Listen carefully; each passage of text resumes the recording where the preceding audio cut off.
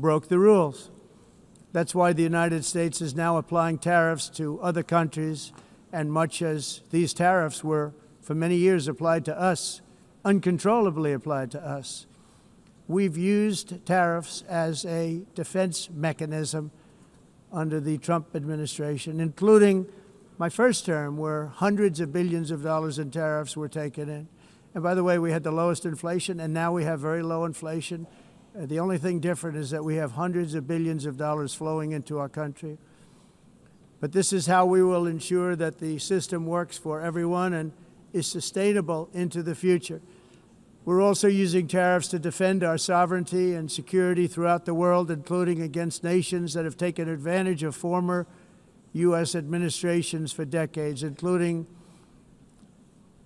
the most corrupt, incompetent administration in history, the sleepy Joe Biden administration.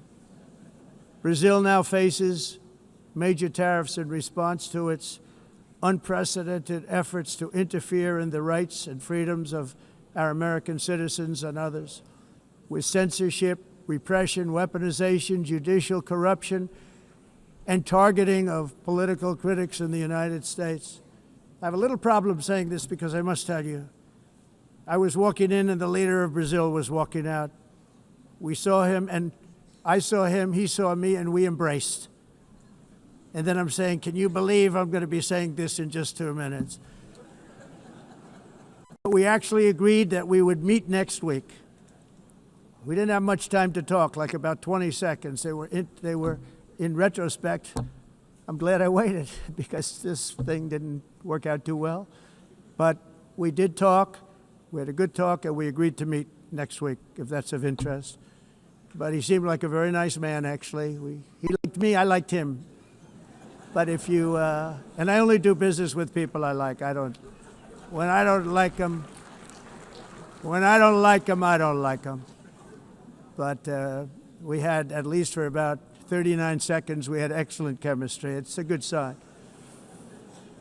But also in the past, Brazil, can you believe this, unfairly tariffed our nation, but now because of our tariffs, we are hitting them back, and we're hitting them back very hard. As president, I will always defend our national sovereignty and the rights of American citizens. So I'm very sorry to say this, that Brazil is doing poorly and will continue to do poorly.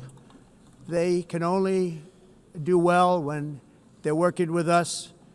Without us, they will fail, just as others have failed. It's true. Next year, the United States will celebrate the 250th anniversary of our glorious independence, a testament to enduring power and American freedom and spirit. We will also be proudly hosting the 2026 FIFA World Cup, and shortly thereafter, the 2028 Olympics, which is going to be very exciting. I hope you all come.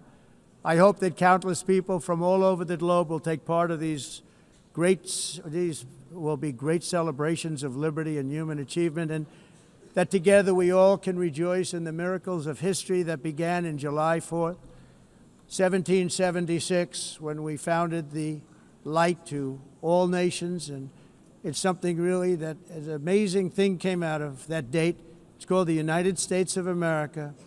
In honor of this momentous anniversary, I hope that all countries who find inspiration in our example will join us in renewing our commitment, values, and those values, really, that we hold so dear together.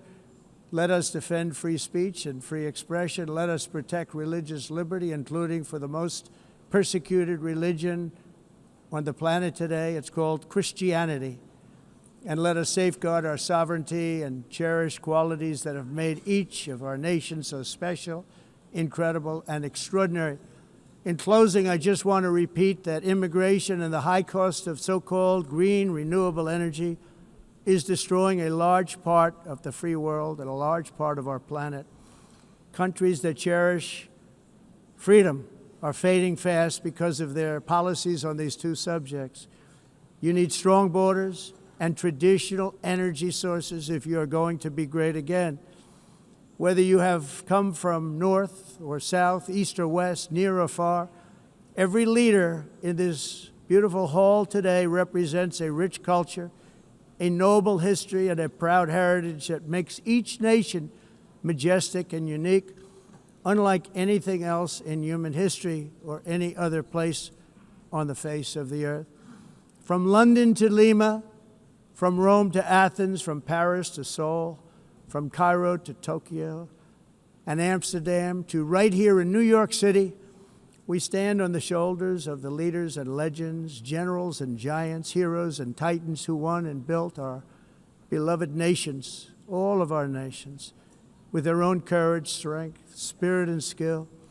Our ancestors climbed mountains, conquered oceans, crossed deserts, and trekked over wide open plains. They charged into thunderous battles, plunged into grave dangers, and they were soldiers and farmers and workers and warriors and explorers and patriots.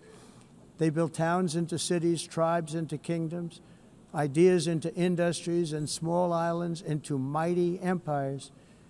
You're a part of all of that. They were champions for their people who never gave up and who never, ever gave in. Their values defined our national identities. Their visions forged our magnificent destiny. Everybody in this room is a part of it in your own way.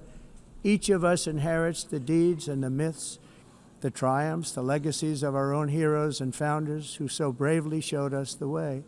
Our ancestors gave everything for homelands that they defended with pride, with sweat, with blood, with life, and with death.